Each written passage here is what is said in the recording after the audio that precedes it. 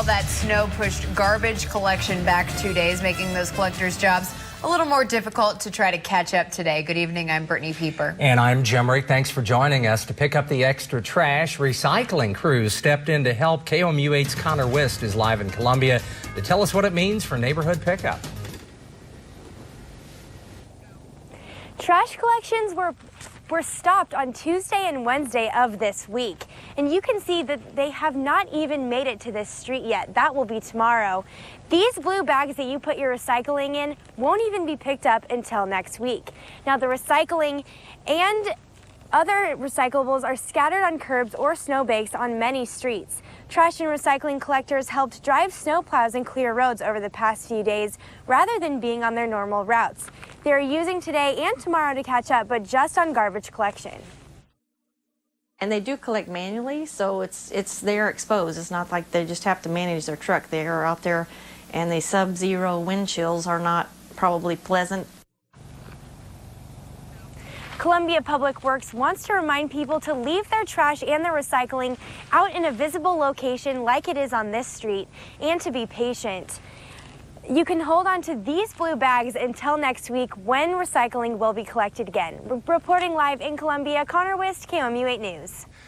Today's sun, tonight's cold, and you know what that means, a thaw and then a refreeze. KOMU8's Doug Hoffman is live in Columbia and tells us about the dangers of driving tonight. Doug. Earlier today, you may have driven or even walked through some slush, but tonight it's colder, much colder. It's in the single digits, which could lead for some icy conditions to happen again tonight. Crews from Columbia Public Works have been working since snowfall hit earlier this week to make the roads safer for drivers. Many roads that were clear during the day could see conditions deteriorate because of ice reforming. Columbia resident Kelly Scotty says she saw a few problems starting to happen as day turned into night.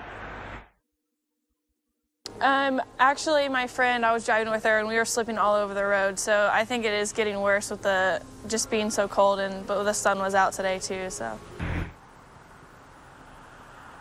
Today, all of the main roads in Columbia were plowed, but they are still working on some residential areas. Motorists are urged to drive with caution and be on the lookout for spots in the road that might be unsafe. Reporting live from Columbia, Doug Hoffman, KOMU8 News. Cleaning up that snow and ice comes with a price, several $1,000s. Boone County continues to pay 8 employees to work through the night to keep up with the cleanup. Boone County has spent $120,000 so far. Jefferson City, $150,000, $80,000 spent in Fulton. These amounts include the cost of labor, equipment, and salt. Boone County plows will widen already cleared roads to make them safer. Ice and snow had mid-Missouri looking like a winter wonderland this week, so let's check in with Rosie to see if this freeze is going to continue. Thanks, Brittany. It looks like for the next 12 hours, we could be looking at another one of the coldest nights of the winter season so far. Rosie, thank you very much. Back in October, Columbia Police unveiled a controversial new armored vehicle that cost more than $200,000. KOMU8's Jasmine Bailey is here in the studio to tell us how that AV is being used.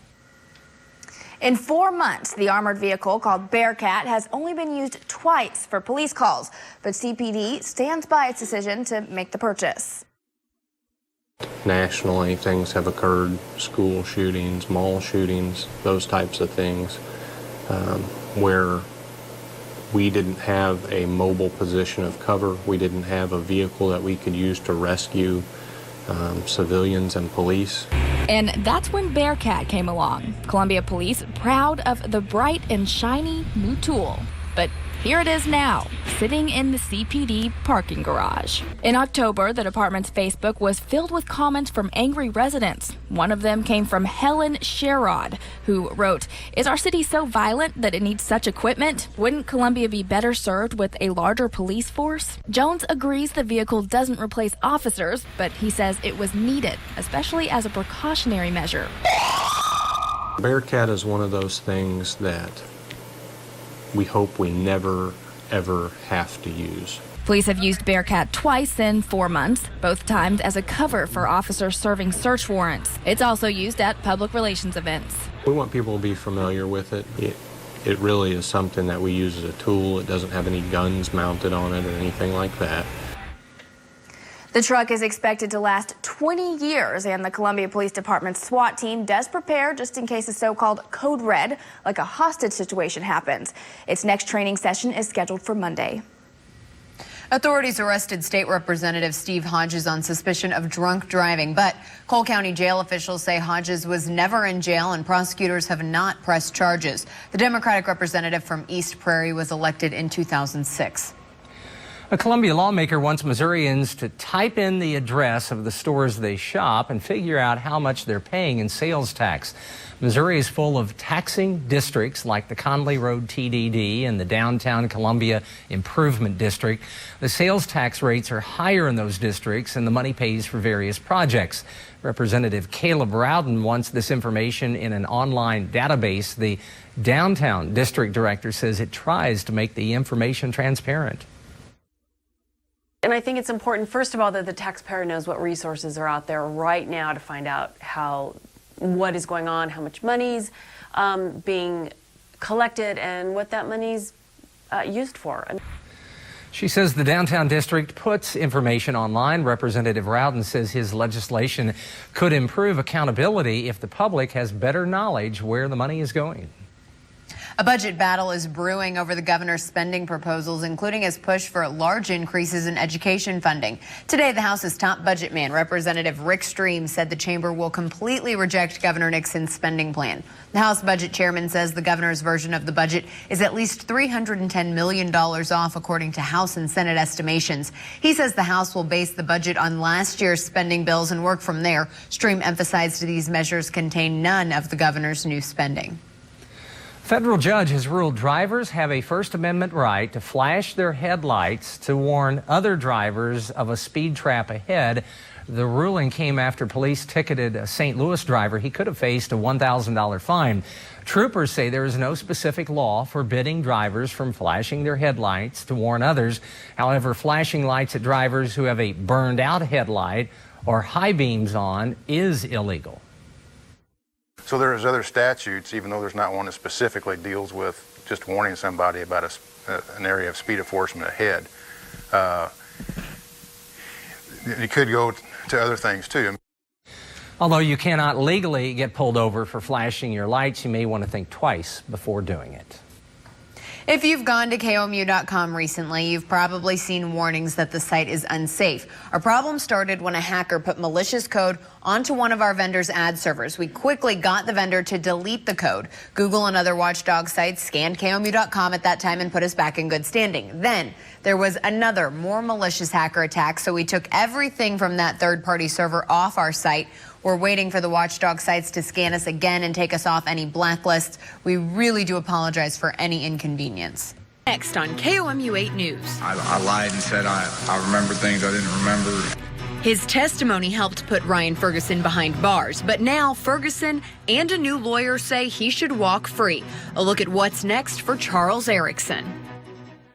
In November, Ryan Ferguson was released from prison after nearly a decade behind bars. He was one of two people serving time for the murder of Columbia Tribune sports editor Kent Heitholt.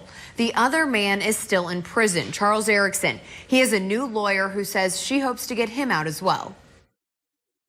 I lied and said I remember things I didn't remember and said he did stuff that I don't remember. That's Charles Erickson in April of 2012, telling the court he gave a false confession when he told police he and Ryan Ferguson killed Kent Heitholt.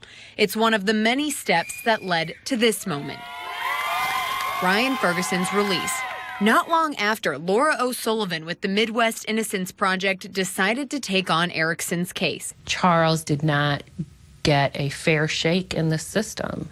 In the same way that Ryan did not get a fair shake, Charles did not get a fair shake. As Ryan is getting out of prison, his call to the public and his call to action was, let's not leave Charles behind. O'Sullivan would not let us interview Erickson, but she did sit down to talk with us about what comes next. Reviewing documents, investigation, consulting with experts, and visiting with Charles and getting to know him a little bit better too. She hopes to have some sort of motion filed within the year, but she does realize while the two men served time for the same crime, the cases are very different. Ferguson always maintained his innocence. Erickson did not. I've got to tell him what that man did. He pleaded guilty, told police and the jury that convicted Ferguson he and Ryan had committed the murder. People confess to crimes thinking that maybe they can clear it all up once they get out of the room. Once they get out of the room with the police, they can clear it up. And so there's just a variety of reasons why people give confessions, give statements that are false. In that 2012 hearing, this is why Erickson told the court he gave a false confession. I said, look, man, I do not remember. I don't know. And they started telling me, well, we're going to put your head on a chopping block, which to me basically tells me I'm going to be executed. It's important to note that Erickson recanting his confession is not what got Ryan Ferguson released. The court's finding that the prosecution withheld evidence did. Those very same things are the things that went wrong with Charles. Information that should have been turned over that wasn't turned over. And according to O'Sullivan, similar circumstances led to 4 of the 6 overturned convictions in Missouri last year. Violations where the prosecution or the police were required to turn over information and did not. And so that's really concerning. She believes Erickson, like Ferguson, never belonged in these shackles and hopes her efforts will get him out. A lot of the focus on this case has been on the suspects, but there is still a victim and a victim's family to consider. I reached out to Kent Heithold's daughter, but she did not wish to comment on this story. Right now, Columbia police detectives are reviewing more than 400 police reports connected to the case, but it is still considered cleared. It would still be solved. We still made 2 arrests, so that clears the case. Whether the convictions, further on down the line, when we clear a case, it's because there's an arrest or a exception. On KOMU.com, we've posted a few links to the Free Charles Erickson Facebook page and the Midwest Innocence Project, the group that O'Sullivan is with. So if you'd like more information on either of those groups, you can find those links on KOMU.com. Brittany, thank you very much. A government agency finds a stolen piece of history dating back to the Nazis and World War II. Senate Republicans rejected a proposal for long-term unemployment benefits again. This is the second time Democrats have tried to restore the benefits that ended in December. The program gave financial help for 47 weeks after state unemployment assistance ran out. Democrats say they will try again. A historic piece of art was returned to its home today. A division of Homeland Security found the oil painting by German artist Johann Skikatz. The artifact was stolen from a museum by Nazi forces during World War II. This is the 4th artwork the U.S. has found and returned to Poland since 2010. Personal information may have been released at a Minnesota hospital. Olmsted Medical Center says there is no evidence the data breach was done internally. Employees' federal W-2 statements may have been compromised. The hospital notified the FBI and the IRS of the problem. Tonight, the Southern Boone Classic resumes with the boys' quarterfinals in Ashland. See which teams remain coming up in sports. Think it'll be a bit better on Saturday, but guys, that chance of snow still evolving a bit. Make sure you tune in with Eric tomorrow morning and he'll give you the latest details. You know that it has been not only a snow day, but a snow weekend. Everyone has been cooped up and too stir crazy. When you've got Gervino wearing a mustache and Jim Reek was dancing to Party Rockers before the newscast. Jay Leno is next.